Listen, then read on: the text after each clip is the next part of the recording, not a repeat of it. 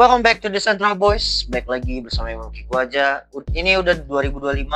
Happy New Year buat teman-teman sekalian yang tahun barunya hacep. Tapi kalau nggak di rumah aja ya udah ya gitu ya guys ya teman-teman. Jadi kali ini sebenarnya ada berita yang sebenarnya untuk sentimen kripto di lokal nih agak aneh ya teman-teman ya, karena baru memasuki minggu kedua ya. Kalau kita cek kalender harusnya minggu kedua sih. Kenapa gue klik notif? Tapi intinya harusnya memasuki minggu kedua setelah minggu kedua dari Januari. Kita bisa lihat kalau OJK tuh mulai dari tanggal 10 itu udah mengambil alih untuk lisensi pengaturan dan pengawasan di aset kripto ya teman-teman ya, dan diambil alih oleh OJK dan BI. Nah, ambil alihnya ini ternyata memang banyak cukup hal yang bisa dibilang menarik, tapi lebih kayak ke fun ya, atau ke arah-arah yang negatif gitu ya teman-teman. Nah, kenapa negatif? Mungkin di sini gue bakal jelasin ada satu poin sebenarnya membuat perundangan ini itu tuh pengawasannya ketat sekali, sehingga token-token yang sudah di listing oleh CEX lokal atau exchange kripto lokal itu di delist paksa ya, karena katanya tidak sesuai, harus diaudit dulu oleh OJK sebelum di listing. Nah, kalau kita bisa lihat di beritanya di sini pintu aja tuh ngelisting banyak banget token, terutama nih token-token meme atau token-token yang lagi hype sesuai market, yang dimana harusnya membawa volume itu malah di delist, katanya harus diaudit OJK dulu baru bisa ditaruh lagi. Nah, permasalahannya adalah CEX ini akan kehilangan banyak banget likuiditasnya, yang dimana as you know teman-teman pasti yang para digen itu udah sering banget trading token-token yang mungkin kayak oh ini lagi hype nih, oh lagi ngikutin sesuai market. Nah, bahkan di Indodax pun juga sama, tapi yang di delist beda. Bahkan Mobi, salah satu blockchain layer 2 yang lagi paling hype sesuai namanya, Hyperliquid, tickernya hype, itu pun diberhentikan ya, padahal mereka lagi ada kompetisi tradingnya, karena katanya belum ada audit dari OJK, jadi harus diaudit dulu gitu ya. Nah, permasalahan ini itu kalau kita balik ke tweet awalnya, di sini tuh sentimennya negatif banget, komennya nggak, tapi ya negatifnya nggak negatif juga, ada yang kritis. Bahkan ada lisensi token yang awalnya sudah diaudit oleh Bapepti, ketika diserah tangankan ke OJK, mereka nggak ngecek ulang kalau beberapa token-token tersebut itu sudah tidak beroperasi secara trading volume dengan normal ya teman-teman ya.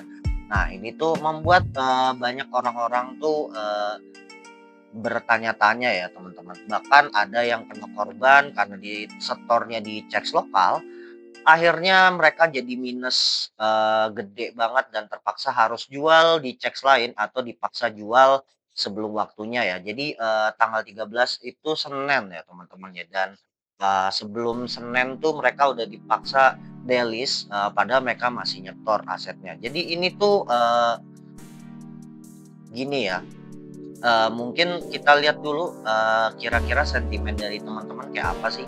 Nah, ini dari teman gua Om Kotaro, mereka tuh harusnya OJK itu harus belajar dari referensi CoinMarketCap ataupun CoinGecko ataupun token-token peminat apapun untuk mengecek likuiditas, volatilitas, dan juga punya data on-chain-nya, trafiknya seberapa bagus untuk bisa dipercayakan untuk listing.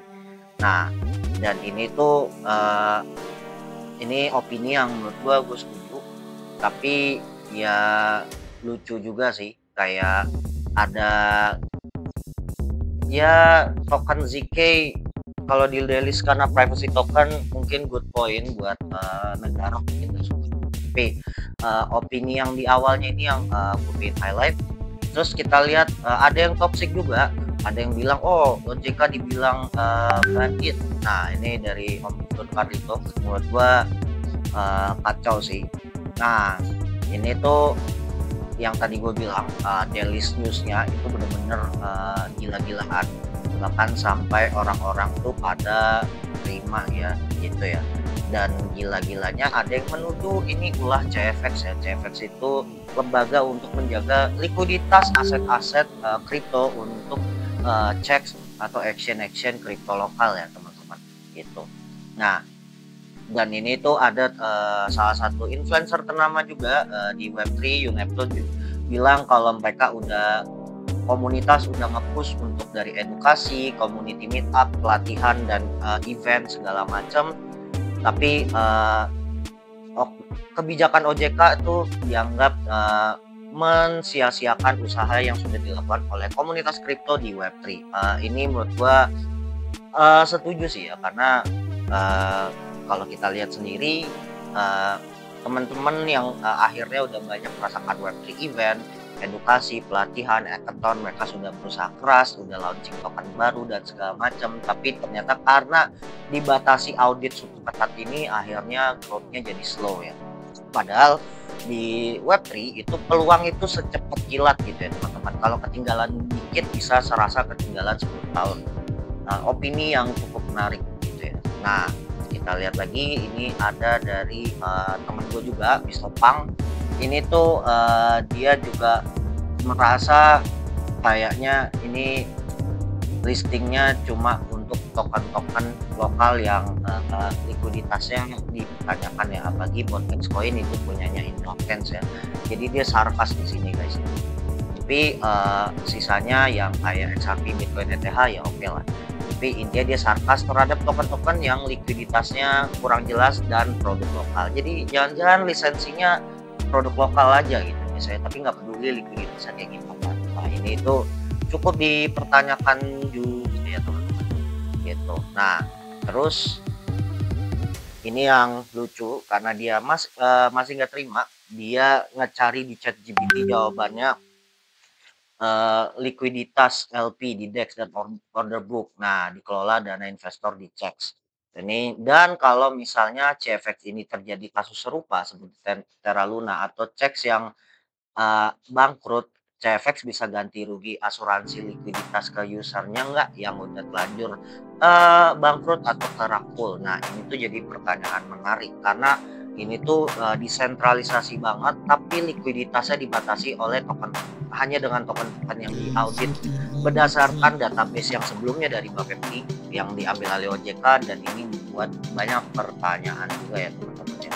Dan kalau kita lihat ini tuh meskipun quote-unquote regulasi pengawasan fasilitas infrastruktur dan perlindungan investor, tapi pada faktanya perlindungannya malah menghambat likuidity ya gitu ya. Dan kalau kita lihat di sini dia nge-quote tweet dari Yunepto lagi soal fee ya teman-teman. Jadi ini fee trading yang dimana untuk beli kripto itu biayanya kurang lebih 0,15 sampai 0,2% ini untuk taker, maker.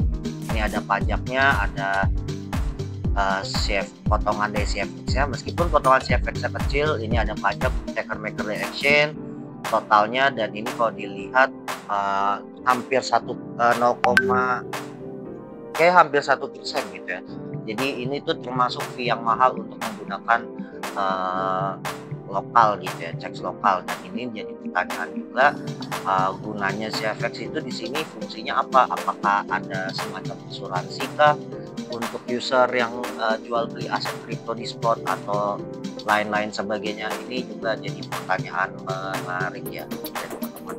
Nah bahkan ada yang nge-call out toko kripto untuk jelasin gitu ya, mungkin bisa lewat X-Space atau apapun atau thread juga ini ya. Dan komen-komennya bisa dibilang banyak yang tidak setuju, ada yang reaksinya toxic, ada yang reaksinya kritis ya teman-teman ya gitu ya. Nah itu jadi ya kurang lebih kayak gitu ya teman-teman. Dan ini kalau kita lihat ada kebijakan tersebut ternyata banyak reserve wallet yang on-chain di cek-cek lokal itu dipindahkan ke custodian ya. Jadi kalau kita lihat ini contohnya salah satunya Pintu. Ini reserve on-chainnya sempat menyentuh di angka 1.600.000 dolar ya teman-teman. Nah itu benar-benar jadi nol ya, benar-benar langsung dibanting. Nah dibantingnya karena mereka pindahin ke ini ya, Coin Custodian. Jadi ini salah satu vendor regulator yang dimana mereka untuk menyediakan jasa untuk menjaga likuiditas storage-nya yang katanya gue dengar-dengar dari temen-temen itu tuh 70% dana nasabah setiap checks lokal itu di store di sini plus 100% reserve dari tiap checks lokal yang dimana checks lokal yang udah pakai di sini ada selain Pintu, ada toko kripto, ada ya macam-macam banyak lah vendornya ya teman-teman ya. Kalau kita lihat klik anggota mitra lebih jelas, mungkin ya banyak sih ya checks lokal yang pakai ini. Nah, ini mungkin biar cepetnya ya udah di post sama Om Kurnia Bijaksana. Thank you banget Om. Di sini jelas banget Stockbit pakai, Mobi pun pakai, Bitwiwi pakai. Ini semua checks lokal, bahkan checks ini checks dari Dubai, checks syariah pun yang masuk bikin lisensi di Indonesia, Faset itu juga nyetor ke sini ya teman-teman ya. Gitu ya. Jadi ini tuh agak-agak unik gitu. Nah ini ya teman-teman yang untuk lengkapnya. Ternyata banyak banget gitu ya. Ini hampir semua, kayak semua ya checks lokal harus ditaruh. Tapi lucunya update yang checks Korea itu ada lisensi lokalnya, dia sudah ada storage-nya di sini juga. Jadi intinya selama kalian megang lisensi lokal, lisensi Indonesia buat checks itu reserve-nya harus banget dijaga oleh Indonesia Coin Custodian, punyanya vendornya pemerintah ya. Nah, dan ini tuh ketika salah satu CMO dari toko kripto ini Om Iqbal itu dia pingin minta feedbacknya, dan kalau kita lihat banyak yang ngasih feedback positif kayak dua teman gue ini Kotaro dan Mr. Pang. Jadi harusnya ada juga ada yang cuma intinya meminta supaya keleluasan untuk listing kapan baru. Jadi supaya ada whitelist, ada rakul. Jadi ini tuh supaya tetap terregulasi tapi timingnya sesuai dengan market. Jadi tidak tertinggal ya. Nah ini tuh dari summary yang dibutuhkan supaya OJK ngerti. Ini Om Yan summary-nya cukup bagus. Jadi of course setiap investor crypto itu pasti butuh listing 1GE, launchpad, lending, margin trading, dan juga OJK harus ngeliputin investor dari semua kalangan, airdrop, trader, KOL, dan lain-lain. Jadi supaya timing marketnya pas, terutama ketika ada token baru yang launch itu dalam PGE itu langsung siap di listing dan siap masuk di launchpad supaya ada akses dari user-user checks lokal. Baru dibolehkan lending, ada margin trading alias futures, dan itu setiap komunitas yang menggunakan ini nanti OJK bisa data gitu ya. Ini mungkin maksudnya ya, mungkin kalau definisi gue salah bisa kalian koreksi lagi ya teman-teman gitu ya. Dan ini tuh harus, nah ini opini yang menarik, jadi harus dibuatkan kriteria token yang independen. Nah jadi ada lembaga netral yang terlalu pemerintah banget, nggak terlalu ke community banget, tapi membuat standar token dan koin yang bisa di listing dan didistribusikan dengan checks lokal dan bisa di listing sesuai timing TGE-nya tadi ya. Dan ada skemanya yang jelas. Jadi ini opini yang lebih bagus ya. Nah dan ini tuh ada yang bilang OJK harus bikin tim sus dulu yang isinya orang-orang pelaku industri. Gue setuju banget. Jadi supaya mereka lebih paham ya, terutama pelaku industri yang sudah di komunitas ya teman-teman, udah involved di komunitas Web3 lama banget dan kecimpung bekerja di industri Web3. Nah ini tadi yang fee juga, ini tadi yang di-mention Unepto. Nah ini fee itu juga dipertanyakan ya. Awalnya mungkin mereka tidak sevokal ini dari Om Yan lagi, tapi karena dengan regulasi yang listingnya dibatasin banget, akhirnya mereka mempertanyakan fee ini ya. Dan juga orang-orang belum bisa membedakan bursa dan checks. Nah mungkin bahasanya bursa dan exchange secara general di saham mungkin sama ya teman-teman. Kalau di kripto itu ternyata agak beda. Nah Jadi kalau bursa itu semacam badan institusi yang menaungi setiap action-action kripto untuk menjalankan likuiditasnya ya. Kalau menurut pemahaman gue ketika baca tweetnya si Om Yan ini, dan ini langsung digubris sama Oscar Darmawan yang punya Indodax, itu dia juga setuju dengan definisi itu. Fungsinya ngawasin checks, ngawasin secara likuiditas, secara traffic, transparansi dan segala macam.